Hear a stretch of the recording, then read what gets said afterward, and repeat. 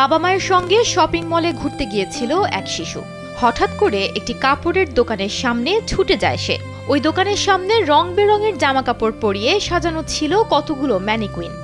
শিশুটি সেগুলোকে দেখে বয়োজ্যেষ্ঠ ভেবে পা ছুঁয়ে সালাম করতে শুরু করে। মেয়ের কাণ্ড দেখে হতবাক হয়ে যান তার বাবা মা। ঘটনাটি ঘটেছে ভারতে। ইতোমধ্যে এই ঘটনার একটি ভিডিও সামাজিক যোগাযোগ মাধ্যমে ছড়িয়ে পড়েছে। হিন্দুস্তান টাইমস জানিয়েছে ওই শিশুর মায়ের নাম বিধি সাক্সেনা এবং বাবার নাম শানু সাফায়ার।